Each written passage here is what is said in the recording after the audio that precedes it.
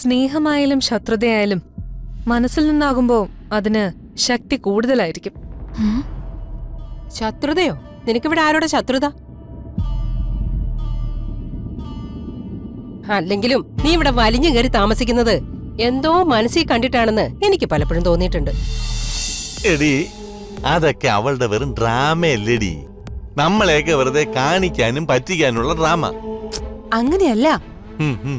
ധോനി ഇപ്പൊ സഞ്ജയെ വിളിച്ചതിന് പൂർണിമ ദേഷ്യപ്പെട്ടത് ഞാനിപ്പോ നേരിട്ട് കണ്ടതാ.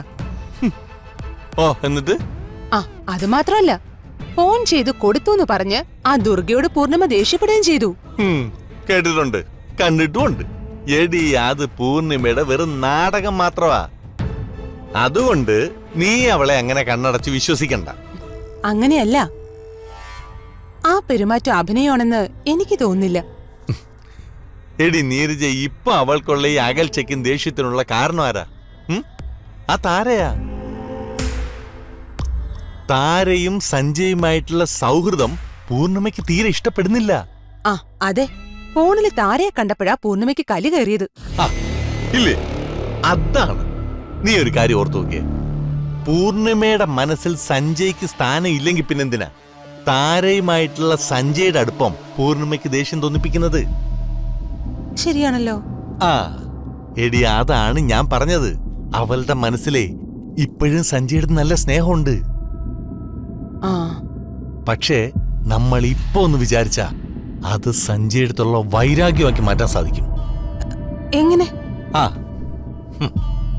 ഒരു പെണ്ണ് അവള് സ്നേഹിക്കുന്ന പുരുഷനെ പൂർണ്ണമായിട്ട് മനസ്സിൽ നിന്ന് കളയണമെങ്കിൽ അവനും മറ്റൊരു സ്ത്രീയുമായിട്ട് ബന്ധമുണ്ടെന്ന് അവക്ക് ബോധ്യപ്പെടണം. അതിനെ സഞ്ജയ്ക്ക് താരയോട് ബന്ധമുണ്ടെന്ന് നമ്മൾ പൂർണിമയെ പല രീതിയിൽ പറഞ്ഞു വിശ്വസിപ്പിക്കണം. പൂർണിമയെ അങ്ങനെ വിശ്വസിപ്പിക്കാൻ പറ്റുന്ന സാഹചര്യങ്ങൾ നമ്മൾ ഉണ്ടാക്കണം. എന്റെ സഹദേവേട്ടാ, നിങ്ങളൊരു രാക്ഷസനാ. ബുദ്ധി രാക്ഷസൻ. അങ്ങനെ പറ. എടി, സഹദേവന്റെ ബുദ്ധിയെ ഇനി നീ കാണാൻ കിടക്കുന്നതേ ഉള്ളൂ. എന്റെ രോമാഞ്ചറി ഒന്ന് മാറിയേ. എടി, ബാക്കിയാണ്ട്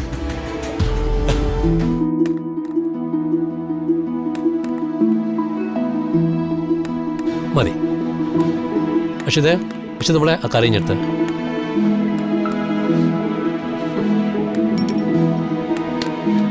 വസുമതിയും കൂടി ഇരിക്കേ. അക്ഷിതയ്ക്കൊപ്പം ഇരുന്ന് ഭക്ഷണം കഴിച്ചിട്ട് കുറച്ചു ദിവസമായില്ലേ? ഞാൻ വിളമ്പിത്തരാം. വേണ്ട ചേച്ചി, ചേച്ചി കഴിക്ക്. ആഷിക്ക് എന്തൊക്കെയാ വേണ്ടെന്ന് എനിക്കല്ലേ അറിയൂ.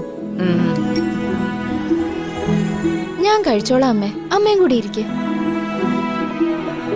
പിന്നെ അമ്മയോട് വന്നത് ജോലി ചെയ്യാനല്ലല്ലോ, അല്ലെങ്കിലും അടുക്കള കാര്യങ്ങളും മറ്റും നോക്കാനായിട്ട് ഇവിടെ ദുർഗയുണ്ടല്ലോ, അവള് ചെയ്തോളൂ. അത് അശി പറഞ്ഞത് ശരിയാ. ഇവരിവിടെ നിൽക്കുന്നതുകൊണ്ട് എന്തെങ്കിലും പ്രയോജനം വേണമല്ലോ. ദുർഗ അതിന് ഇവിടുത്തെ വേലക്കാരിയൊന്നുമല്ല. ദുർഗയുടെ മര്യാദ കൊണ്ട് എന്തെങ്കിലും ചെയ്യുന്നുണ്ടെങ്കിൽ അത് ദുർഗയുടെ ഉത്തരവാദിത്വമൊന്നും ആവുന്നില്ല.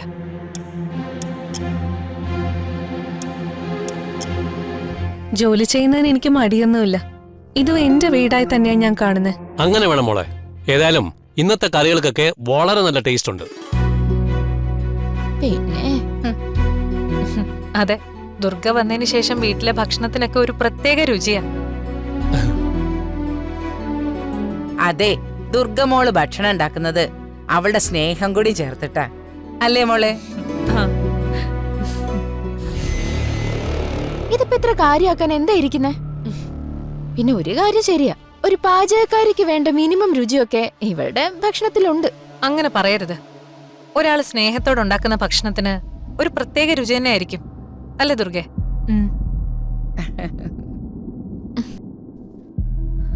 അതെ, സ്നേഹമായാലും ശത്രുതയായാലും മനസ്സിൽ നിന്നാകുമ്പോ അതിന് ശക്തി കൂടുതലായിരിക്കും. ശത്രുതയോ? നിനക്കിവിടെ ആരോടെ ശത്രുത? അല്ലെങ്കിലും നീ ഇവിടെ വലിഞ്ഞു കയറി താമസിക്കുന്നത് എന്തോ മനസ്സിൽ കണ്ടിട്ടാണെന്ന് എനിക്ക് പലപ്പോഴും തോന്നിയിട്ടുണ്ട്. ഞാൻ അങ്ങനെയൊന്നും അല്ല ചെറിയമ്മേ പറഞ്ഞത്. നീ കൂടുതൽ തത്വം ഒന്നും പറയാതെ കറി ഇങ്ങോട്ട് വിളമ്പ്.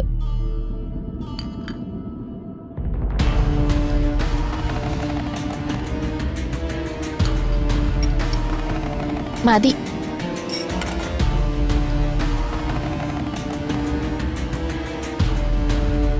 അഷിതയുടെ ഭക്ഷണത്തിന്റെ കാര്യത്തില് നല്ല ശ്രദ്ധ വേണമെന്ന് ഡോക്ടർ പ്രത്യേകം പറഞ്ഞിട്ടുണ്ടായിരുന്നു. മോൻ ടെൻഷൻ ആവണ്ട, ഞാൻ വന്നില്ലേ. ഇനി വേണ്ടതൊക്കെ കൃത്യമായി ഞാൻ ദുർഗയെ കൊണ്ട് റെഡിയാക്കി കൊടുത്തോളാം. അത് ശരിയാ. ഇനി വസുമതി തന്നെ അഷിതയുടെ ഭക്ഷണ കാര്യങ്ങളൊക്കെ നോക്കി ചെയ്തോണം. സ്വന്തം അമ്മമാര് പറയുമ്പോ അനുസരിക്കാനും കഴിക്കാനും മടിയുണ്ടാവില്ലല്ലോ, അല്ലേ അഷി? അതെ അതെ.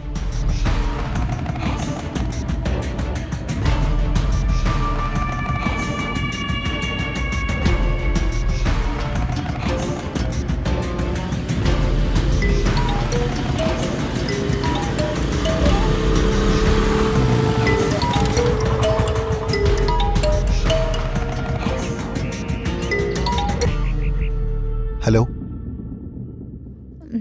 ഇങ്ങോട്ടുള്ള കോളൊന്നും കണ്ടില്ല. എടോ, കാണാൻ വരാൻ പറഞ്ഞ് വഴക്കുണ്ടാക്കരുത്. അത് ഞാൻ നിർത്തിയെന്ന് പറഞ്ഞല്ലോ. സന്തോഷം. പക്ഷെ താൻ പകല് വിളിക്കുമ്പോഴേ എനിക്ക് ചെറിയ പേടിയുണ്ട്. എന്തിന്? താൻ എന്തെങ്കിലും പറഞ്ഞ് വഴക്കിട്ട് പോവും. ഞാൻ ടെൻഷൻ അടിച്ച് മര്യാദയ്ക്ക് ജോലി ചെയ്യാൻ പറ്റാതെ ആകെ തകർന്നിരിക്കും. വൈകുന്നേരം ആകുമ്പോ താൻ വിളിച്ച് സോൾവ് ചെയ്യുകയും ചെയ്യും. ഓ, അപ്പോ വൈകിട്ടെല്ലാം സോൾവ് ആക്കുന്നതാണോ ഇയാളുടെ പ്രശ്നം? അല്ല, തന്റെ ഈ നാക്കും പിണക്കുമാണ് ഏറ്റവും പ്രശ്നം. അത് പരിഹരിച്ചല്ലോ. ഇനി കാണാൻ വരാന്ന് ഞാൻ പറയുന്നില്ല. ഇയാൾക്ക് തോന്നുമ്പോ പറ, അപ്പൊ ഞാൻ വരാം. എനിക്കും എപ്പോഴും കാണണമെന്നൊക്കെ ആഗ്രഹമുണ്ട്. പക്ഷെ താൻ എന്റെ ജോലിയുടെ അവസ്ഥ മനസ്സിലാക്ക്. അങ്ങനെയാണെങ്കിൽ എന്നെ വേഗം കല്യാണം കഴിക്കേ.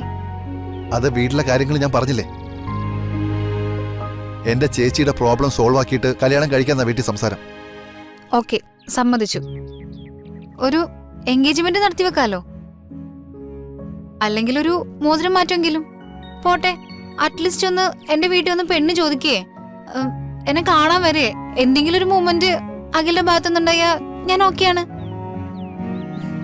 ഇതിപ്പോ കയ്യാലപ്പുറത്തെ തേങ്ങ പോലെ അങ്ങോട്ടുമില്ല ഇങ്ങോട്ടുമില്ല. പിന്നെ ഞാൻ എന്ത് ചെയ്യും? എന്റെ കസ എന്നെക്കാൾ എത്ര ഇളയതാന്നറിയോ? അവളുടെ കല്യാണം കഴിഞ്ഞവള് പ്രഗ്നന്റ് ആയി. ഞാനിപ്പോഴും എന്നെ ഒന്ന് വന്ന് പെണ്ണ് കാണുമെന്ന് റിക്വസ്റ്റ് ചെയ്ത് നടക്കുകയാണ്. എന്റെ ഒരു അവസ്ഥ നോക്കിയേ. നമുക്ക് സമാധാനം ഉണ്ടാക്കാം. താൻ ഇനി ഇതും പറഞ്ഞ് വഴക്കിടല്ലേ.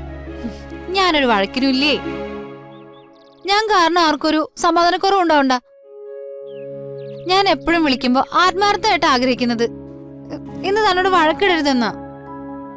പക്ഷെ താൻ വഴക്കിടാതെ ഒരിക്കലും ഫോൺ വയ്ക്കില്ലല്ലോ. അത് മനഃപൂർവ്വം അല്ലല്ലോ. പറഞ്ഞു പറഞ്ഞ് അങ്ങനെ സംഭവിച്ചു പോകുന്നല്ലേ. എന്തായാലും ഇനി അങ്ങനെ സംഭവിക്കാതിരിക്കാൻ ഞാൻ മാക്സിമം ശ്രമിക്കാം. എടി, നീ മരിക്ക് പഠിക്കാൻ നോക്കിയേ. ആദ്യം നല്ലൊരു ജോലി, അതാണ് ഇന്നത്തെ പെൺകുട്ടികൾക്ക് വേണ്ടത്. ഹലോ, എന്താ? സ്വന്തം കാലിൽ നിന്നിട്ട് വേണം കല്യാണം എന്നൊക്കെ ചിന്തിക്കാൻ.